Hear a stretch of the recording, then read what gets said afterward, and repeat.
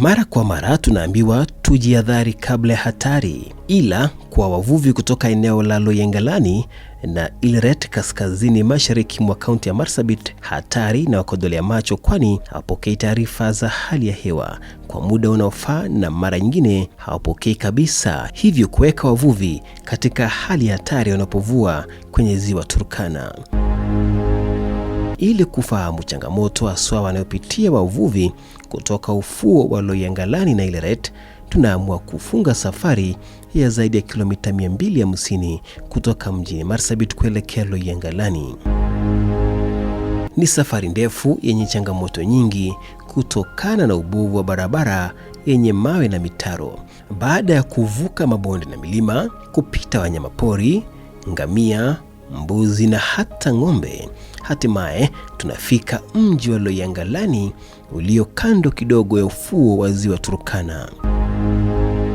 Nyuso, nywele zetu na mavazi yamefunikwa na vumbi uliosheheni barabara kuu ya Marsabit kuelekea Kargi hadi Loyangalani kutokana na mvua kukosekana kwa muda mrefu. Baada ya usiku wa mapumziko, siku iliyofuata tunaamua kuwatafuta baadhi ya wavuvi. Kwa bahati nzuri, tunampata mzee Andrew kutoka jamii ya Dasnach, jamii inayoishi kaskazini mwa ziwa Turkana na kusini mwa ziwa Omo inayoanzia nchini Ethiopia.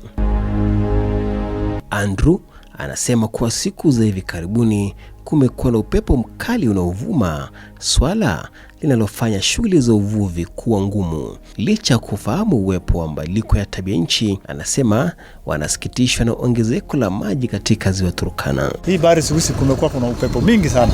Upepo mingi kushinda ile ya kawaida. Kulikuwa kuna changes. Kunakuwa kuna asubuhi kuna upepo, haikuwa ina nguvu. Jioni kuna ingine ile free ile inatoka kwa bahari, inavuma muda kidogo, inasimama. Sasa upepo inatoka mingi.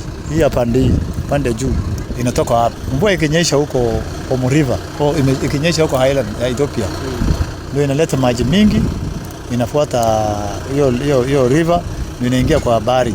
Lakini sasa wakati mwingine hiyo river haitembei, lakini bahari inaendelea kujaa. Maji inaendelea kujaa, tumeshinda kutambua hii maji inatoka wapi, lakini tumesikia kuna climate change. Wakati huo anasema mapato yao yamepungua kutokana na samaki kupotea kutokana na kuongezeka kwa maji katika ziwa hilo. Anasema mabadiliko hayo ya ongezeko la maji yaliwafika ghafla bila matarajio. Mimi nimeona kuna changes ya bahari saa hii. Kwanza kwa wakati huu kuna mabadiliko ya bahari, kuna maji zimeanza kujaa kila mahali ambaye hata hatukuwa tunatarajia imefika. Na kutokana na hiyo janga la maji imekuwa na shida, na tunaona changes, hata mapato ya samaki imeanza kuenda chini, sababu maji imefunika sehemu kubwa ya ardhi ambaye ilikuwa kuna msitu mingi.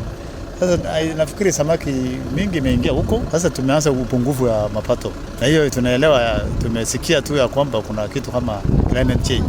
Sasa climate change vile sisi tumesikia, tumejua hii ni hivyo. Ni hiyo shida ndio iko. Cha ajabu, anatuambia kwamba jamii hiyo kupitia baadhi ya wazee wa kitamaduni wameridhia kutumia mbinu za kitamaduni kuzuia maji kuongezeka katika ziwa Turkana, hatua anayosema itaepusha watu kuhama makao yao kila mara. Mzee mmoja juzi aliitwa, mbuzi ililetwa, ilichinjwa karibu na bahari, na vitu ile ya kienyeji kabisa ikaletwa, ikawekwa juu ya moto. Hiyo mbuzi hata mafupa moja hawezi enda nje, yote inawekwa kwa hiyo pot, inaitwa pot. Hiyo kitu nyama yote inawekwa huko, hata mavi ya tumbo, hata tumbo yote inawekwa hapa. Alafu hiyo nyama inachamshwa, mbuzi nyingine imefungwa huko, nyama inachamshwa. Ikiiva watu tunakulia hapa kwa sababu ya kufanya kusudi wafanye hiyo urogi, hii maji rudi. Sasa wanatoa hiyo, alafu hiyo mbuzi mafupa yake wanakula, hata mafupa yote funjo, inatolewa tu nyama peke yake, alafu inawachwa hapo. Hiyo tumbo ile ya ndani inachimbiwa chini, inafunikwa, inafunikwa. Alafu ile mafupa inawachwa hapo juu. Ndio wanasema sasa maji haisifika kwa hii. Ni kama wasa wanafanya, wanasimamisha sasa. Ndio maji sasa haitapita hii kitu. Na ni kweli inakuwa hivyo ama ndio sasa tunaelekea kuona.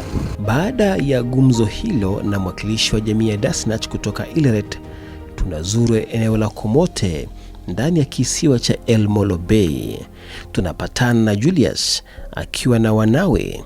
Anatuambia kuwa kutokana na ugumu wa kupata taarifa za hali ya hewa za wataalamu mara nyingi wao hutumia ujuzi wa kitamaduni ambao wazee huwapa katika eneo hilo la El Molo. Najua sasa taarifa kama hiyo watu kuna wazee elders.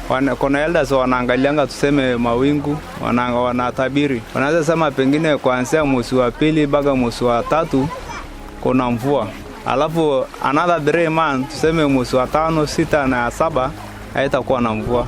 Pengine kuna hizo dry season na kuna hiyo wet season, ambayo najua pia wazee wanatabiri. Wanaweza kuambia hii kuna mvua hii mwezi ama hakuna mvua, ama kutakuweko na jilali in the next 4 to 3 months. Anasema kuna umuhimu mkubwa sana wa kupokea habari za hali ya hewa, kwani inawapa ratiba ya wiki au mwezi wanapokwenda ziwani kuvua samaki, au hata wenzao wanapokwenda kichakani kusaka malisho ya mifugo yao. Inasaidia kwa sababu most of the time tunasikia kuna pale wameathirika na flood, so watu wanapata hiyo knowledge kuwa kutakuwa na mvua pengine the coming month. So watu wana prepare kutoka kwa Malaga, wanaishi at least pale, kama ni wafugaji wanatoka kwa Malaga wanaishi pale at least iko raised. Hiyo taarifa inasaidia. That's why tunahusu watu, hata mtu ako fora ako na hizo radio kusikiza taarifa.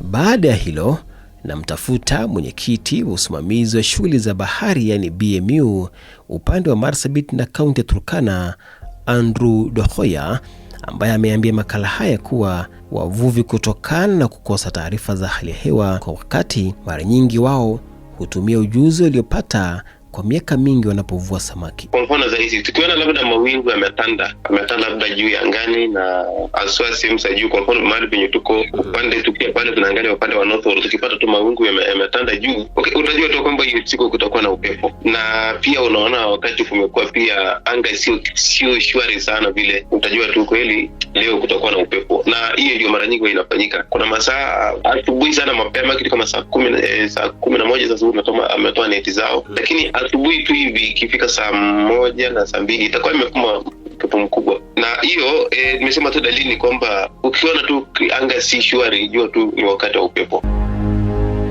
Baada ya siku kadhaa za mahojiano, narejea mjini Marsabit kumtafuta afisa kutoka idara ya mazingira na tabia nchi Somo Guyo, ambaye anasema kuna haja kubwa sana kwa idara ya utabiri wa hali ya hewa na idara ya uvuvi kaunti ya Marsabit kufikisha ujumbe wa hali ya hewa kwa wavuvi sawa na wakazi wengine. Hizi information mara mingi wanapeana kwa county stakeholders kama NGOs, kama county government, na hizi information hasa hazifikii kwa wale last users. Kubadilika kwa tabia nchi imeleta hasara kwa wafugaji, kwa wavuvi na kwa wakulima hasa. Kwa mfano mojawapo ni panda kwa ile maji ya Lake Turkana ambao umeadhiri zile manyumba kama Komote, Loyangalani, na pia wakati mwingine wavuvi wanasemanga maji yakiwa kubwa hivyo, yakifurika hivyo, pia samaki wanapotea. Ni nzuri hasa hao wavuvi wapate information kutoka hawa watu wa Kenya Meteorological Department na wale wengine ambao wako na information kama department ya fisheries ya serikali. Kwa upande wake mkurugenzi wa idara ya hali ya hewa kaunti ya Marsabit na Isiolo, John Nguyo, ameambia makala haya kuwa ni kweli kuna mapungufu katika mfumo wa mawasiliano kati yao na wavuvi kutoka eneo la Loyangalani na Ileret. There was a time tumekuwa Loyangalani, unajua kuwa wanafanya uvuvi, fishing na tukaongea nao they were complaining kwamba huwa wapati weather information as well on matters fishing when they're supposed to go to fish, kitu kama hiyo. Yes, they said that last time when I was also in Loyangalani, na nikachukua numbers of some individuals nikawaweka kwa our platform because sometimes you cannot be able to give every person. I will contact those people nijue why they are not communicating the same to the fishermen, because our information is very important to the fishermen. Kwa sababu the greatest activity in the Karani is fishing. Anasema taarifa wanasambaza kwa kurugenzi katika idara ya uvuvi jimboni, ijapo maafisa wa nyanjani hawafikishi taarifa hiyo kwa uvuvi na walengwa wengine. Amesifia vyombo vya habari akisema ndio njia mwafaka kwa sasa kufikishia wakazi taarifa za hali ya hewa. When we invite the department, most of the time we get the directors. Those people in the field, sometimes they are not invited because of the cost and they don't get that information wakati inafaa. Unajua sasa the directors wale wanakaa within the Marsabit town, when they get that information, the travel is maybe to that area to disseminate the same information na kuanga wakati mwingine ngumu. But I want to appreciate the media because you do it very well. Wengi walituambia they get the information from you people. Msikilizaji, kutokana na ujio wa changamoto zinazoandamana na mabadiliko ya tabia nchi, taarifa za hali ya hewa imetajwa kama kiungo muhimu katika maisha ya sasa ya wavuvi, wafugaji na hata wakulima. Lengo kuu kwa sasa ni kutahadharisha wakazi kuwa tayari kujipanga ili wasiathirike zaidi na mabadiliko ya hali ya hewa. Nikisimulia makala haya, Wavuvi Gizani Loyangalani, jina langu ni Samuel Kosgei.